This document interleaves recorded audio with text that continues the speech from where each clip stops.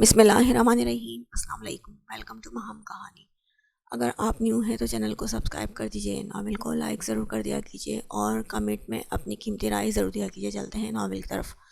وہ نہیں چاہتی تھی اس کے والد اس سے کچھ بھی پوچھیں اور معاملے کی تہہ تک پہنچیں، جس ذہنی قلبی اذیت سے وہ ابھی گزری تھی اور کئی بار گزرتی رہی تھی۔ کالج یونیورسٹی آتے جاتے نہ وہ کبھی اپنے گھر والوں کو کچھ بتا پاتی تھی، نہ کبھی بتانا چاہتی تھی، کیونکہ وہ چپ رہ کر اس اذیت کو اپنے دل میں دفن کر کے رو رو کر اپنے اللہ سے ان مردوں کی شکایت کرتی اور اپنی تمام مسلمان بہنوں اور غیر مسلم عورتوں کے لیے صبر اور حوصلہ اور ان کی عصمتوں کی حفاظت اور ان ظالم مردوں اور ان کے آنے والی بے راہ روی کا شکار نسلوں کے لیے ہدایت مانگتی تھی۔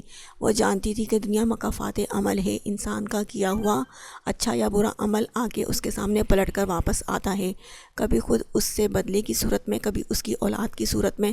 ہوس کے پجاری دوسروں کی عزتوں کے ساتھ کھیلتے یہ بھول جاتے ہیں کہ انہیں تو ایک نہ ایک دن اپنے کیے کی سزا مل کر رہے گی، اس دنیا میں بھی اور آخرت میں بھی، کیونکہ اللہ کچھ نہیں بھولتا، نہ مظلوم کا درد و پکار، نہ اس کی آہ اور آنسو، اور نہ ظالم کا ظلم۔ وہ بے شک ظالم کو نہیں چھوڑتا، مگر اس ظالم کے ظلم کا خمیازہ کبھی کبھی اس کی بہنوں بیٹیوں کو بھی بھگتنا پڑ جاتا ہے، جب کوئی اور اس کی عزتوں کے ساتھ کھیلتا ہے۔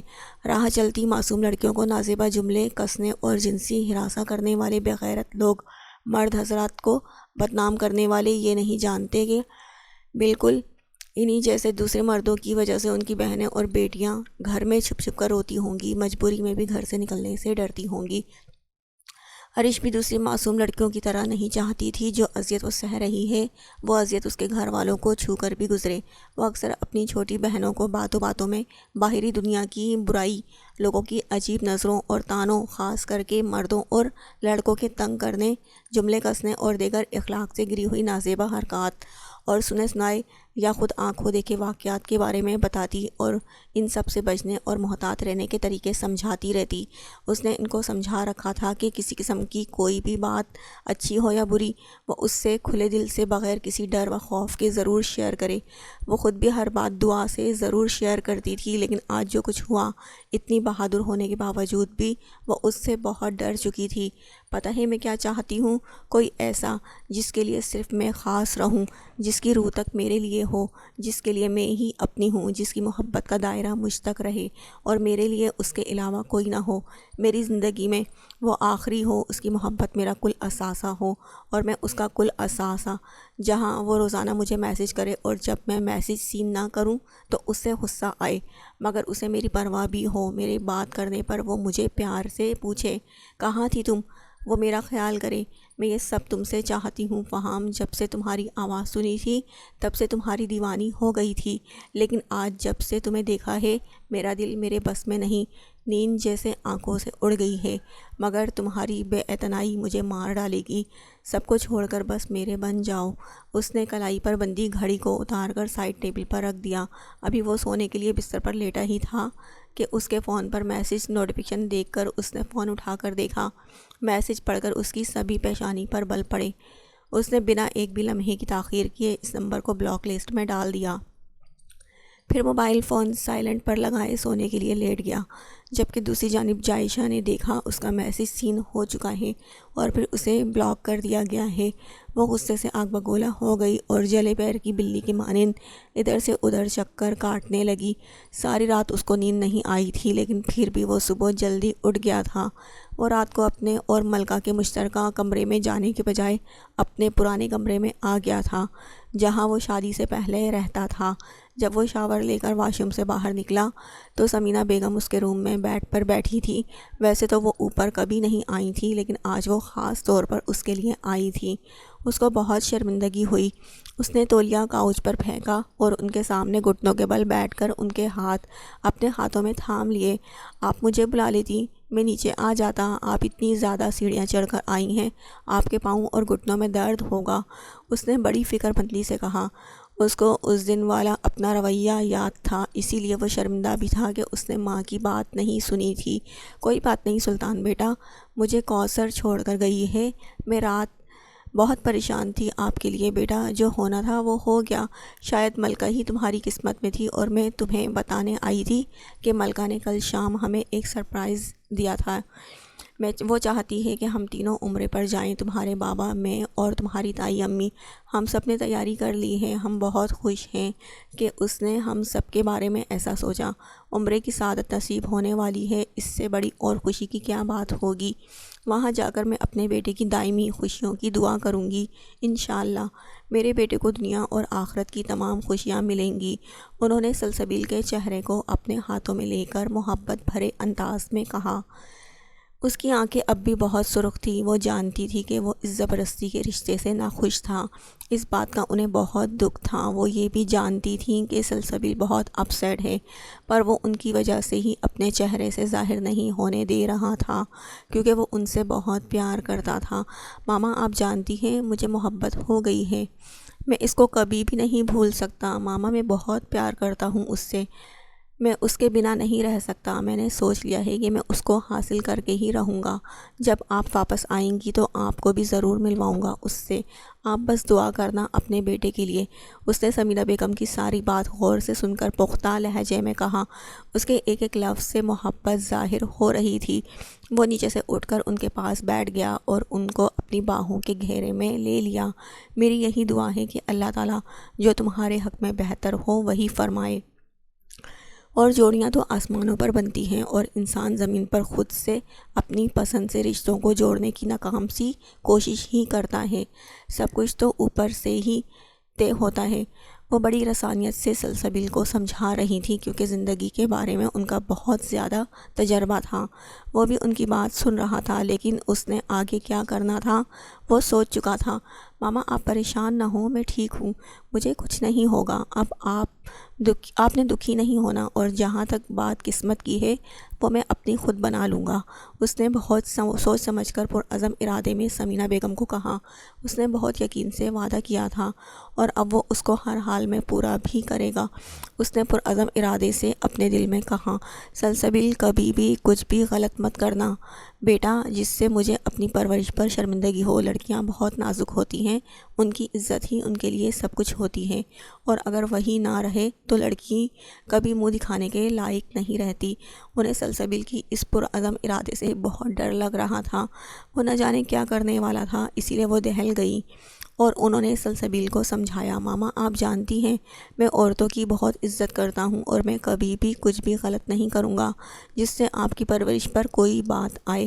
آپ بس بھروسہ رکھیں اپنے بیٹے پر۔ اس کو پتہ تھا سمیرہ بیگم ڈر رہی ہیں، اسی لیے اس نے انہیں بہت تحمل اور پیار سے اپنی بات سمجھائی اور کھڑا ہو گیا۔ تبھی کوثر نے آ کر ان کو ناشتہ لگنے کی اطلاع دی۔ بیگم صاحبہ، ناشتہ لگ گیا ہے، آپ لوگ نیچے آ جائیں، کیونکہ اس کو سمیرہ بیگم ناشتہ لگانے کا کہہ کر آئی ہی تھیں۔ ٹھیک ہے بیٹا، جیتی رہو، اللہ تمہیں خوشیاں دے، سمیرہ بیگم نے پیار سے کہا اور اٹھ کر کھڑی ہونے لگی۔ آمین ماما، مجھے بس آپ کی دعاؤں کی ضرورت ہے، اس نے آہستہ سے کہا اور آگے بڑھ کر ان کو اٹھنے میں مدد دی۔ سلطان بیٹا، تم بھی آ جاؤ، تم نے رات میں بھی کچھ نہیں کھایا، انہوں نے کہا، اور اس کے سر پر ہاتھ پھیر کر اس کا ماتھا چوم کر کوثر کے ساتھ باہر نکل گئی تھی۔ طلوع ہوتے سورج کی کرنیں کھڑکی سے گزر کر اس تک پہنچی تو اس نے آنکھیں کھول دیں۔ رات کو دیر تک جاگنے سے اس کی آنکھ فجر کے وقت نہ کھل سکی۔ اس کا سر بھاری ہو رہا تھا، گردن میں بھی درد تھا۔ وہ سست روی سے بستر پر سے اتری اور فریش ہونے چلی گئی۔ تھوڑی دیر بعد وہ لاؤنج میں موجود تھی۔ ملکہ، آج تم بہت دیر سے جاگی بیٹا، اس کی والدہ نے اسے کہا۔ ہاں، رات کو ایک آفیشل ڈنر پارٹی کی وجہ سے دیر ہو گئی تھی، دیر سے سوئی تھی اسی لیے، ملکہ آنکھیں مسلتے ہوئے بولی۔ تمہارے سر میں درد تو نہیں؟ زالے بیگم نے اسے کنپٹی مسلتے ہوئے دیکھ کر کہا۔ سلسبیل چلا گیا ہے کیا؟ ملکہ نے ان کی بات کو خاطر میں لائے بنا اپنا سوال داغ دیا۔ ابھی نکلا ہے، ناشتہ اس نے ہمارے ساتھ ہی کیا ہے، شاید گیراج میں ہو، ابھی اپنی بائک نکال رہا ہوگا۔ ان کی اطلاع دینے پر وہ تیز تیز قدم اٹھاتے بھاگنے کے انداز میں اس کے پیچھے باہر آ گئی۔ اس نے اسے آواز دی تو سلسبیل سلطان نے پلٹ کر اس کی جانب دیکھا۔ اس نے فقط اتنا کہا اور سوالیہ نظروں سے اس کی جانب دیکھا۔ رک جاؤ، مجھے تم سے ضروری بات کرنی ہے، وہ سنجیدگی سے گویا ہوئی۔ میں نے آج ایک ضروری اسائنمنٹ سبمٹ کروانی ہے۔ وہ پلٹ کر سرد آواز میں دوبدو بولا، آج تمہارا کیا گیا وعدہ پورا کرنے کا دن آ گیا ہے اور میری بات بھی زیادہ ضروری ہے۔ سلسبیل نے چونک کر اس کی جانب بغور دیکھا۔ میں ایسے ہی نہیں سب کو عمرے پر بھیج رہی۔ جو میں کرنا چاہتی ہوں وہ ان کی غیر موجودگی میں ہی اچھی طرح ممکن ہو سکتا ہے، اسی لیے انہیں یہاں سے بھیج رہی ہوں۔ But why? وہ برفیلی آواز میں بولا، ان سب کے نکلتے ہی آج ہم کورٹ میں جائیں گے۔ تمہارا نکاح ہے آج۔ اس کی بات سلسبیل سلطان کی سماعتوں پہ گویا بم بن کر گری تھی۔ واٹ؟ اسے اپنی سماعتوں پہ گویا یقین کرنا دوبھر ہوا تھا۔ کیا واقعی جو وہ چاہتی تھی ایسا کرنا چاہتی ہے، اور وہ بھی اتنی جلدی؟ سلسبیل سلطان کی آنکھوں میں شعلوں کی سی لپک تھی۔ اس نے نماز پڑھی اور تلاوت کر کے کمرے سے باہر نکل آئی۔ اس نے صحن میں ایک سائڈ پر گلاب کے پودے لگائے ہوئے تھے، وہ ان کو پانی دینے لگ گئی۔ سبینہ کچن میں تھی۔ دعا کبھی کبھار ہی ناشتہ یا کھانا وغیرہ بناتی تھی۔ زیادہ تر سبینہ ناشتہ اور کھانا وغیرہ خود بنا دیتی تھیں، کیونکہ اسے اسکول کے لیے بھی نکلنا ہوتا تھا۔ وہ ناشتہ کیے بنا ہی آج اسکول کے لیے نکل آئی تھی، کیونکہ رات والے واقعے کے بعد اسے کہیں سکون نہیں مل رہا تھا۔ اب سکون اسے تب تک نہیں ملنا تھا جب تک کہ وہ جائشہ سے بات نہ کر لیتی۔ وہ اسکول پہنچی تو جائشہ اپنی کلاس میں جا چکی تھی۔ اس نے کسی فری پیریڈ میں اس سے بات کرنے کی ٹھان لی۔ پھر جیسے ہی ان دونوں کا فری پیریڈ ہوا، دعا نے گارڈن کی طرف جاتی ہوئی جائشہ کو مخاطب کیا، کیسی دوست ہو تم جو اپنی دوست کی پیٹھ پر وار کرتی ہو؟ آستین کا سانپ۔ دعا آج اپنے آپ میں نہیں تھی، غصے سے پاگل ہو چکی تھی۔ بات اس کی محبت، اس کے شوہر اور اس کے اپنے رشتے کی تھی۔ میں نے تم پر اعتبار کیا، ہر بات میں تمہارا ساتھ دیا، اور تم میرا ہی گھر اجاڑنے چلی ہو۔ شرم نہیں آتی ذرا بھی تمہیں ایسی بیہودہ حرکت کرتے ہوئے؟ دعا اس کے سر پر پہنچ کر دھاڑی تھی۔ جیسا تم سمجھ رہی ہو دعا، ایسا کچھ نہیں۔ میری بات کو سمجھنے کی کوشش کرو۔ تم تو دوست ہو میری، اس سے پہلے کہ وہ کچھ جھوٹ گھڑتی۔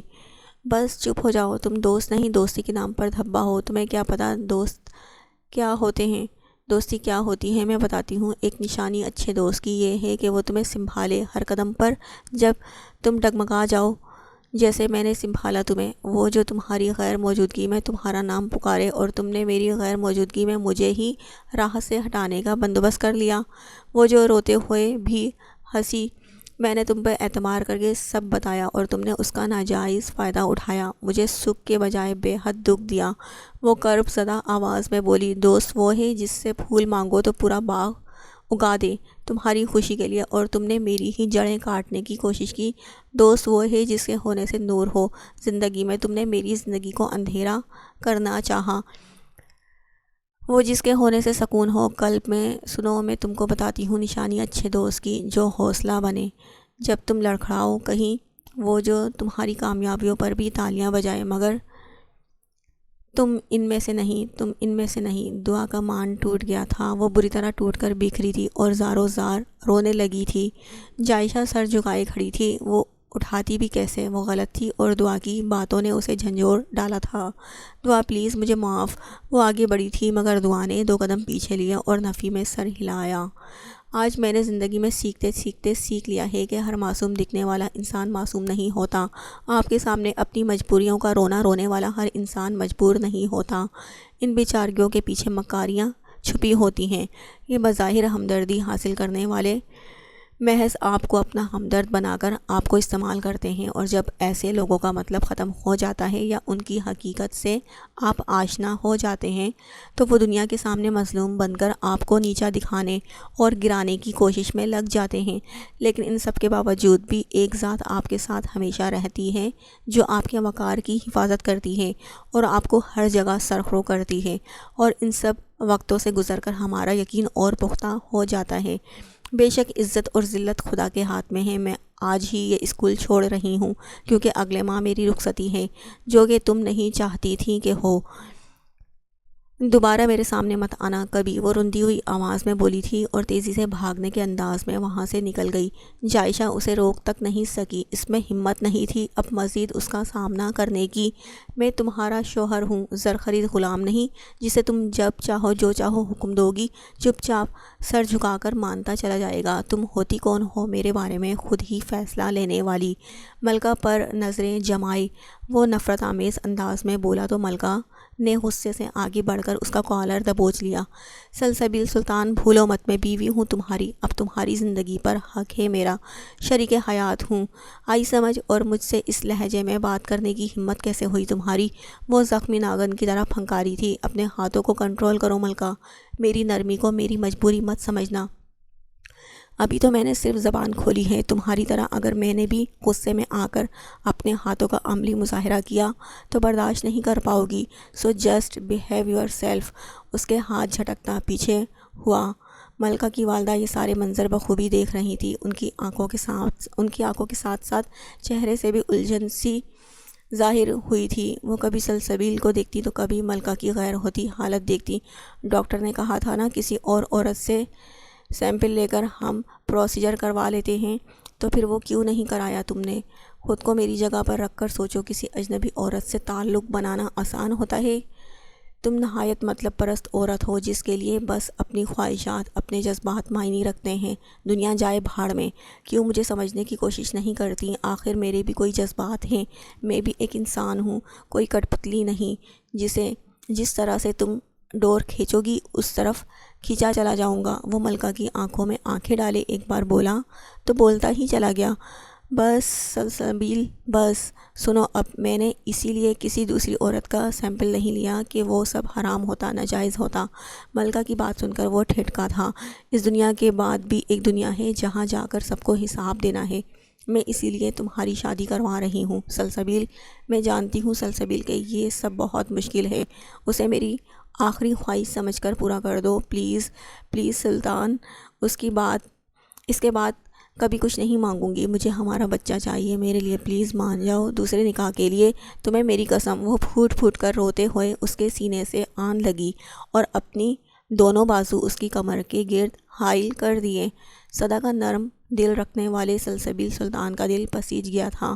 وہ کسی کو روتے ہوئے برداشت نہیں کر سکتا تھا۔ ایک بار پھر وہ رحم دل انسان اپنے جذبات قربان کرنے کو تیار ہو گیا تھا جیسے ہمیشہ کرتا آیا تھا۔ حضرت علی نے فرمایا، خیال رکھنا تمہاری وجہ سے کسی کی آنکھیں نم نہ ہو، کیونکہ تمہیں اس کے ہر آنسو کا حساب دینا ہوگا۔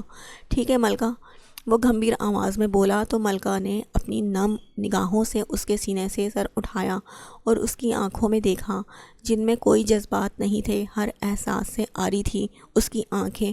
اب رونا مت، سلسبیل سلطان نے اپنے پوروں سے نرمی سے اس کے آنسو پونچھے تھے۔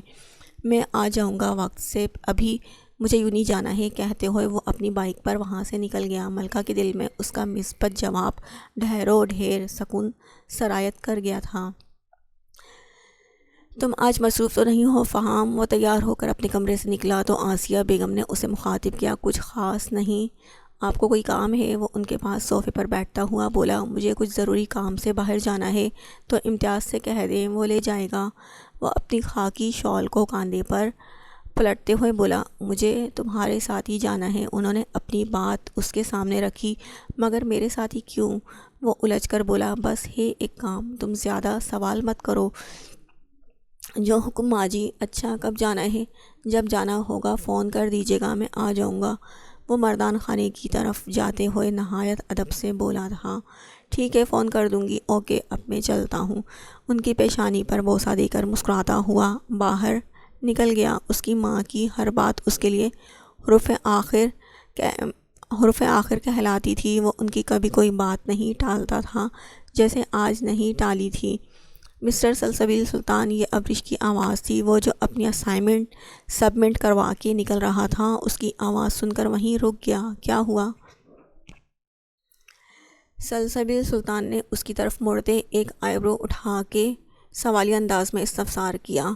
کل رات والے واقعے پہ غصے کے تاثرات اب تک اس کے چہرے پر نمایاں تھے۔ کیا مطلب؟ کیا ہوا؟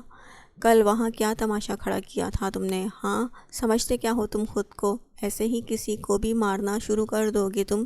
ابرش اس پر چلائی تھی۔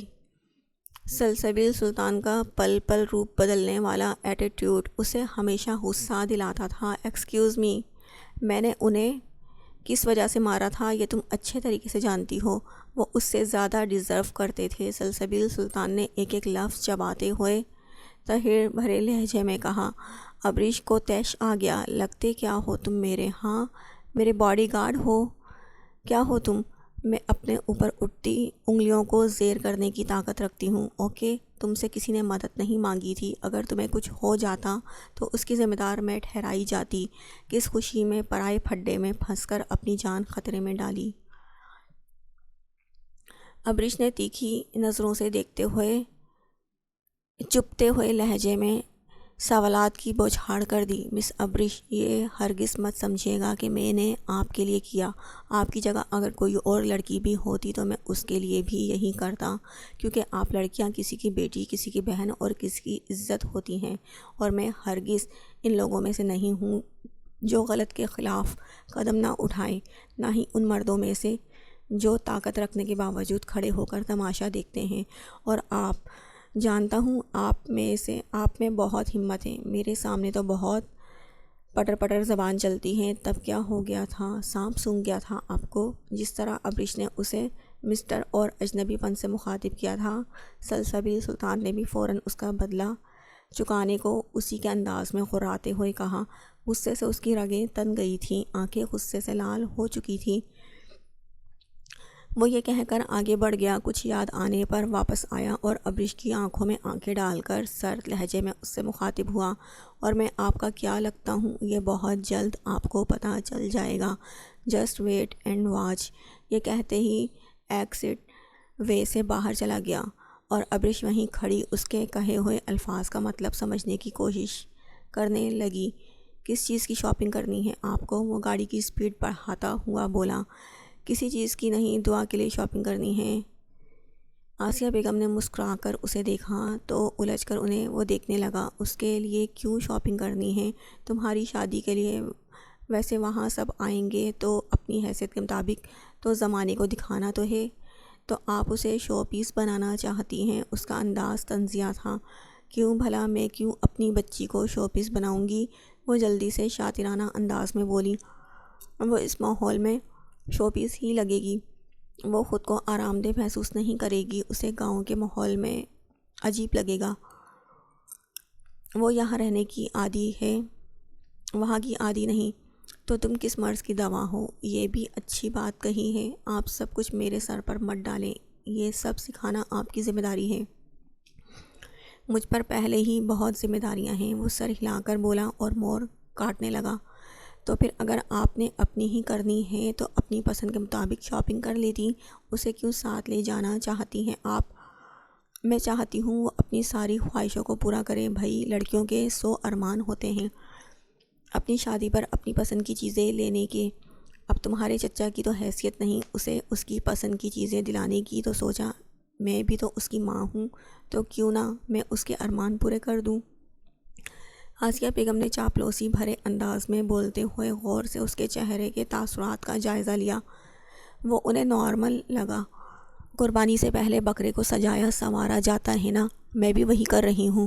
یہ الفاظ انہوں نے خود ہی سے مخاطب ہوئے دل میں کہے تھے۔ بہت عظیم سوچ ہے ماں جی آپ کی، وہ محبت بھرے انداز میں ممنون لہجے میں بولا۔ پھر اسکرین پر نظریں مرکوز کر لیں۔ تم بھی ساتھ چلنا، اس کے لیے اپنی پسند سے لے لینا۔ لڑکیاں پسند کرتی ہیں کہ وہ اپنے ہونے والے شوہر کی پسند کا جوڑا لیں۔ میں کیسے؟ مجھے کیا پتہ اسے کیا پسند ہے؟ میں اپنی مرضی اس پہ نہیں تھوپوں گا۔ اسے جو پسند ہو وہ اپنے لیے وہی لے۔ اس نے صاف پلہ جھاڑا۔ پہلی بار بھی تو اس کو اپنی پسند پر شاپنگ کرائی تھی۔ آسیہ بیگم معنی خیز انداز میں مسکرائیں تو وہ گڑبڑا کر رہ گیا۔ وہ تو بس ایسے ہی، میرا موڈ بہت اچھا تھا اس دن۔ وہ گاڑی مین روڈ پر اب اس گلی کی طرف لے آیا تھا۔ آج بھی تو اچھا ہے موڈ۔ آسیہ بیگم گاڑی سے نکلتی ہوئی اس کے ساتھ ہو لی۔ وہ زیر لب مسکرایا تھا۔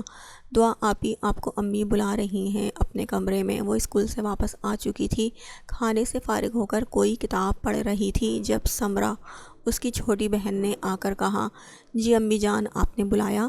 وہ ان کے کمرے میں داخل ہوتے ہوئے بولی، یہاں میرے پاس آ کر بیٹھو۔ سبینہ نے اپنے قریب اس کے لیے جگہ بنائی اور بولی تو وہ ان کے پاس جا کر بیٹھ گئی۔ ساجد شیرازی بھی وہیں پر بیٹھ کر اخبار پڑھ رہے تھے۔ تمہاری تائی امی آ رہی ہیں، شادی کی شاپنگ کے لیے کہہ رہی تھیں، تمہاری پسند سے ولیمے کا جوڑا اور کچھ ضروری چیزیں لینی ہیں۔ میں کیسے امی؟ وہ جذبس ہو کر بولی، چلی جاؤ بیٹا، اب میں منع کیسے کروں انہیں؟ اب تو وہ لوگ راستے میں ہوں گے، جانے میں کیا قباحت ہے، چلی جاؤ نا بیٹا، اس بہانے تم اپنی تائی کی عادت سے بھی واقفیت حاصل کر لو گی۔ اب باقی زندگی وہیں گزارنی ہے تو انہیں سمجھنے کے لیے ایسی ملاقات ضروری ہے تاکہ وہاں ایڈجسٹ کر سکو۔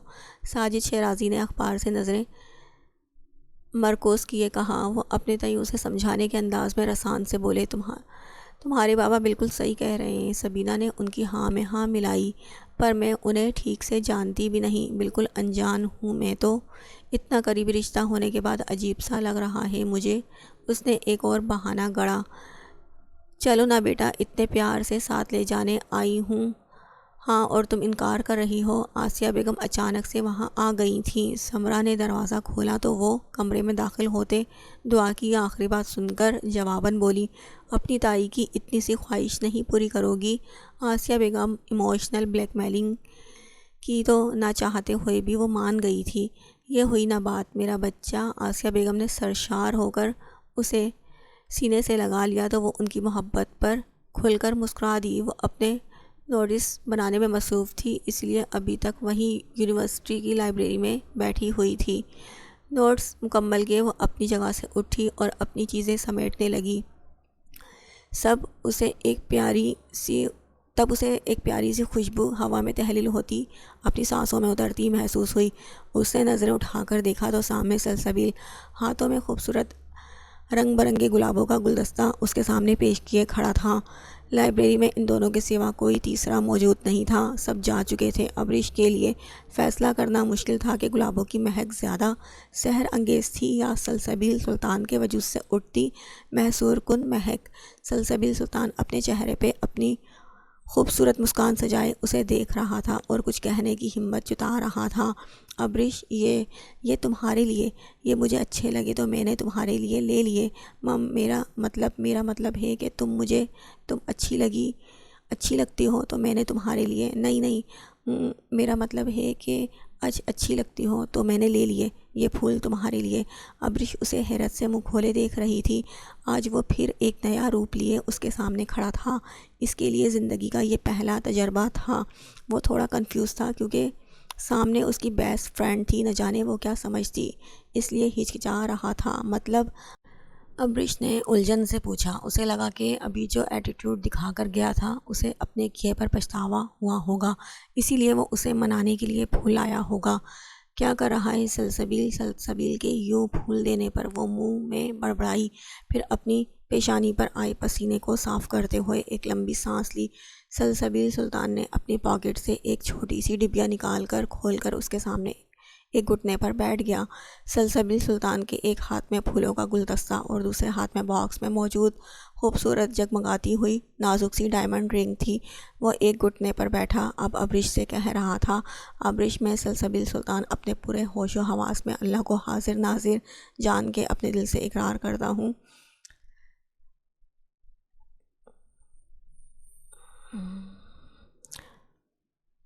that I love you from the deepest core of my heart and soul.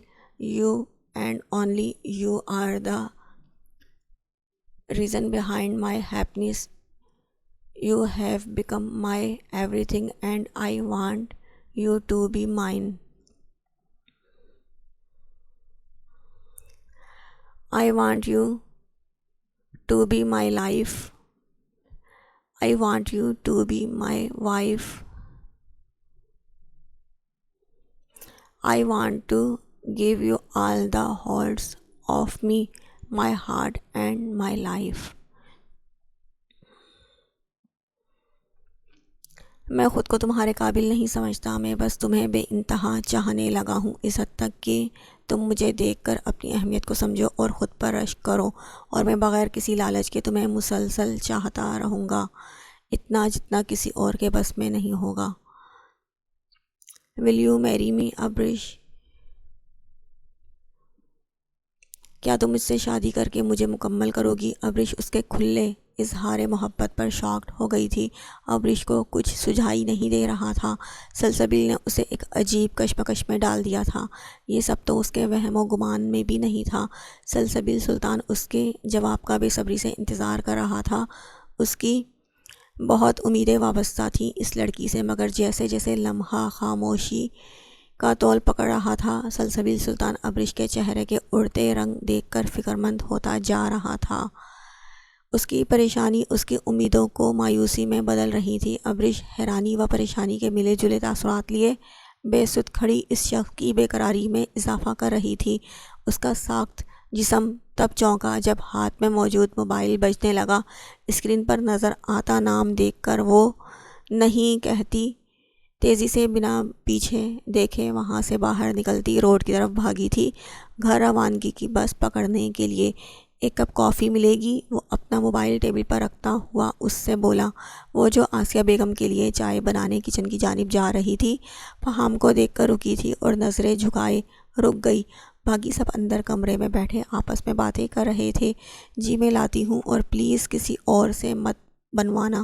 اسے کچن کی طرف بڑھتا دیکھ وہ جلدی سے بولا تو وہ سر ہلا کے آگے بڑھ گئی۔ جب وہ کافی لے کر باہر آئی تو وہ اس کی رکھی ہوئی کتاب ہاتھوں میں لیے صوفے پر آرام سے نیم دراز پڑھ رہا تھا۔ کافی، اس نے دھیرے سے کہہ کر کافی ٹیبل پر رکھ دی۔ بہت جلدی بنا دی۔ وہ اٹھتا ہوا اسے داد دیتی نظروں سے دیکھتا ہوا بولا۔ کتاب اب بھی اس کے ہاتھ میں تھی۔ وہ مسکرا کر اس کے سامنے والے صوفے پر بیٹھ گئی کیونکہ اسے بد اخلاقی لگی یوں وہاں سے چلے جانا۔ تو تمہیں کتابیں پڑھنے کا شوق ہے؟ جی، مختصراً جواب آیا۔ وہ پورے برآمدے میں نظر دوڑا رہی تھی سوائے اس کی جانب دیکھے۔ کافی بہت اچھی بنائی ہے، تھینکس۔ پھر وہی انداز، تو کیسی کتابیں پڑھنے کا شوق ہے؟ اردو۔ اس کے جواب پر اس کے ہاتھ میں پکڑی کتاب پر نظر ڈالی۔ وہ بھی کوئی اردو کتاب تھی، مضمون اسے سمجھ نہیں آیا کیونکہ اس کی اردو بہت بکواس تھی۔ اردو زبان نہ ٹاپک کون سا پسند ہے پڑھنے میں؟ سر ہلا کر ایک اور سوال داغا۔ اوف، اتنے سوال! وہ سر جھکائے بوکھلا کر رہ گئی۔ فون پر تو بات کر لیتی تھی اچھے سے، مگر سامنے آتے ہی وہ بوکھلا کر رہ جاتی۔ کیا ہوا؟ بہت مشکل سوال ہے۔ اسے سر جھکائے بیٹھا دیکھ کر وہ بولا، شاعری۔ وہ سر اٹھا کر جلدی سے بولی، اچھا تو تمہیں شاعری کرنا پسند ہے؟ وہ اچھا کو لمبا کھینچ کر بولا، نہیں، کرنا نہیں، صرف پڑھنا پسند ہے۔ اس کے جلدی سے کہنے پر اس نے دوبارہ کتاب کھول کر دیکھی۔ اچھا تو یہ شاعری کی کتاب ہے؟ وہی تو میں سوچوں اس میں ایسے کیوں لکھا ہوا ہے؟ وہ بے تکے انداز میں دھیرے سے بڑبڑایا، میں اب چلتی ہوں، اپنی کتاب تو لیتی جاؤ۔ اس نے جاتے ہوئے بولا تو نہ چاہتے ہوئے بھی وہ اس کے پاس آ کر اس کے ہاتھ سے کتاب لینے لگی۔ فہم نے اچانک کتاب پیچھے کھینچ لی۔ دعا نے سٹپٹا کر اسے دیکھا۔ دے دیں پلیز، اسے پڑھنا نہیں، وہ منت بھرے انداز میں بولی، کہیں وہ واقعی اسے پڑھنا شروع نہ کر دے۔ اس نے اس میں فہم کی سینڈ کردہ تمام غزلیات لکھی ہوئی تھی۔ باقی شاعری کے ساتھ فہم کو اسے مزید تنگ کرنا مناسب نہیں لگا۔ اس نے کتاب اس کی جانب بڑھا دی۔ کتاب لیتے ہی وہ جلدی سے اپنے کمرے کی طرف بھاگی تھی۔ عبایا پہننے کے لیے وہ کافی کا مگ ہونٹوں سے لگائے اسے کمرے میں اوجھل ہونے تک دیکھتا مسکرا دیا۔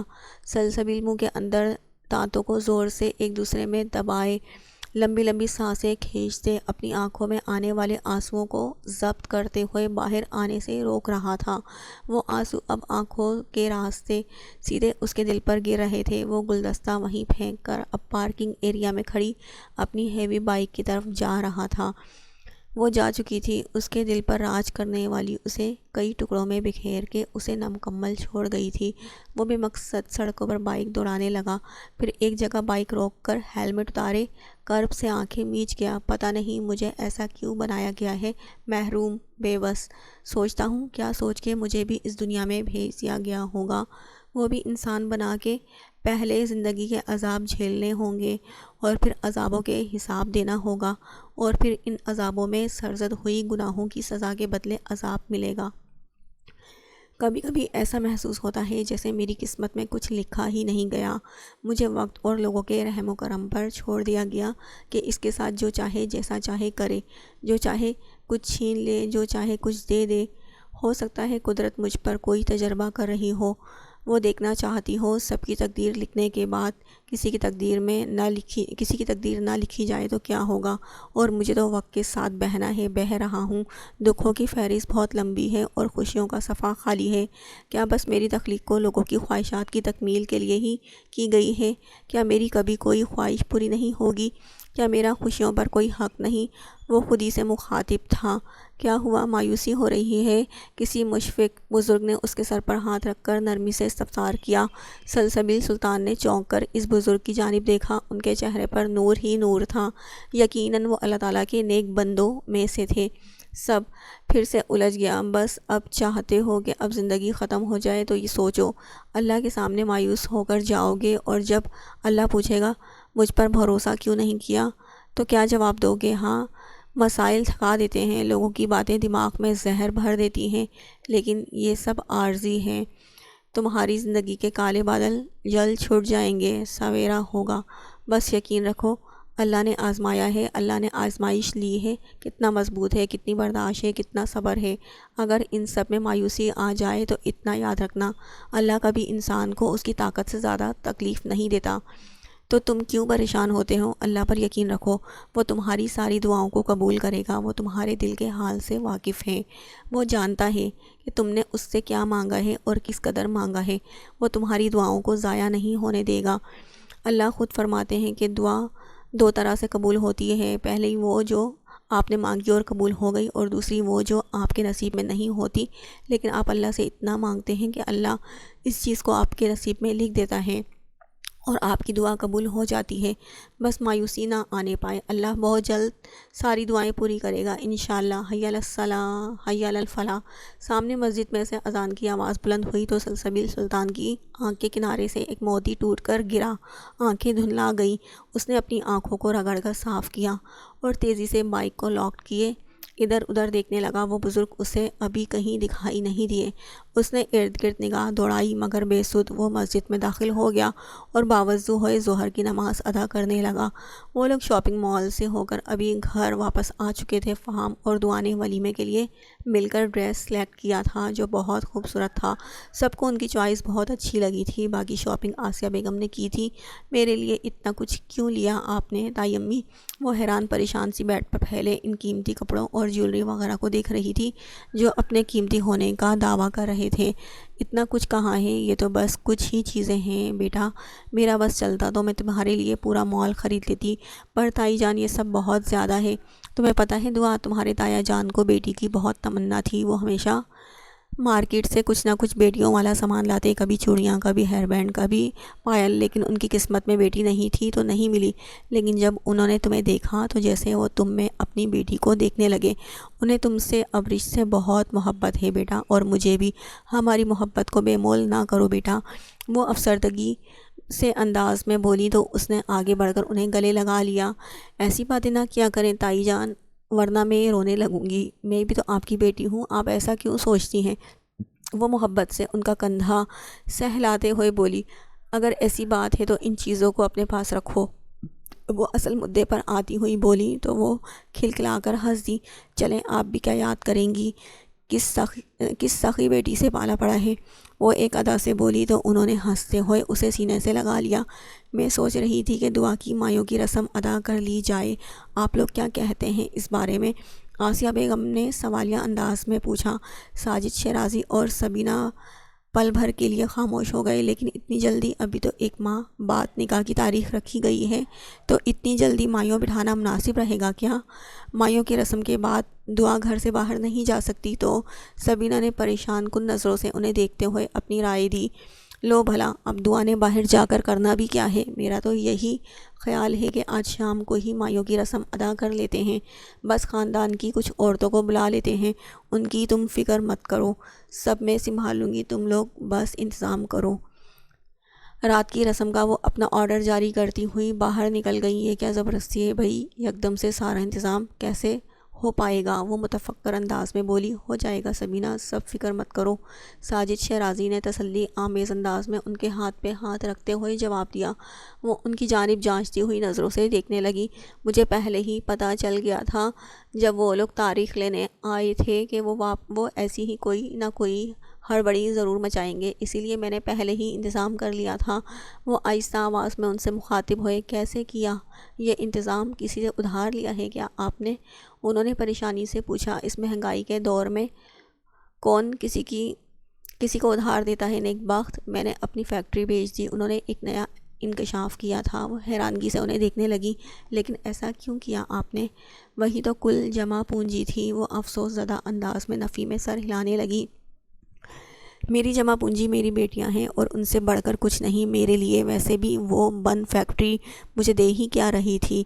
نہ میں انویسٹمنٹ کر سکتا تھا، نہ میرے پاس اتنی رقم تھی، نہ ملازمین رکھ کر اسے چلا سکتا تھا۔ جہاں کام کر رہا ہوں وہی غنیمت ہے، 2 وقت کی روٹی مل رہی ہے، اور کیا چاہیے؟ بند فیکٹری کا اچار ڈالنا تھا کیا؟ اسی لیے بیچ دی۔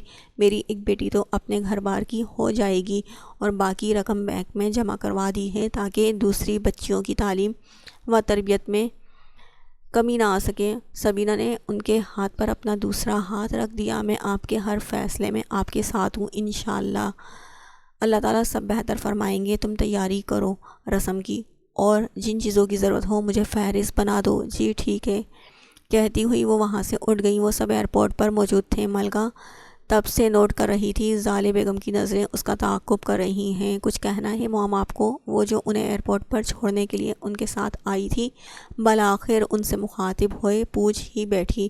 نہیں، میں نے نہیں کہنا، میں چاہتی ہوں تم خود بتاؤ اپنی ماں کو کیا سب چل رہا ہے تمہارے اور سلسبیل کے درمیان۔ موم مجھے آپ سے اس بارے میں بات کرنی تھی، لیکن پھر یہی سوچا کہ نہ جانے آپ کیا سوچیں گی اس بات کو لے کر۔ وہ سمجھنے والے انداز میں بولی۔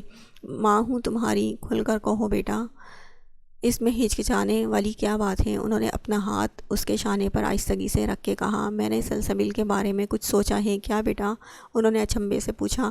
موم ہم دونوں نے سارے ڈاکٹرز کو دکھا لیا، سب علاج کروا کر دیکھ لیے، مگر پھر بھی میری ماں بننے کی کوئی آس نہیں۔ سلسبیل کی رپورٹس تو بالکل ٹھیک ہے، وہ تو باپ بن سکتا ہے، کمی مجھ میں ہے، آپ کی بیٹی میں۔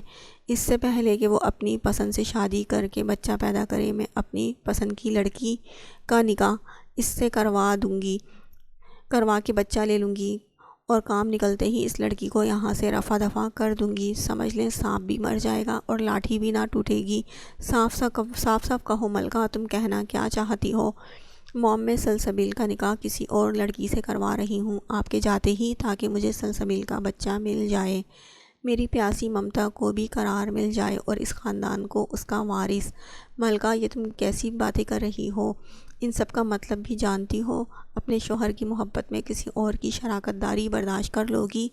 موم کچھ پانے کے لیے کچھ تو کھونا پڑتا ہے، میں پیسوں کے عوض اپنا مقصد حاصل کر لوں گی، آپ فکر مت کریں، میرے پاس اس مسئلے کا حل ہے۔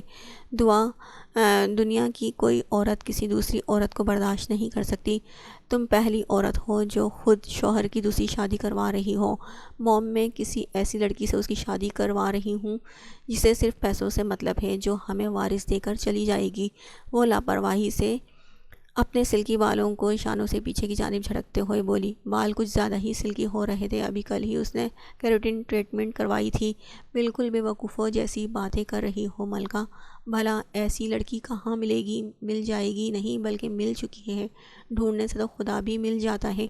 آپ بے فکر ہو کر جائیں، عمرے سے فارغ ہو کر وہیں اسٹے کر لینا، میں آپ کا ویزا ایکسٹینڈ کروا دوں گی، آپ کے ساتھ رابطے میں رہوں گی، فکر مت کرنا۔ فلائٹ کے اناؤنسمنٹ ہو گئی ہے۔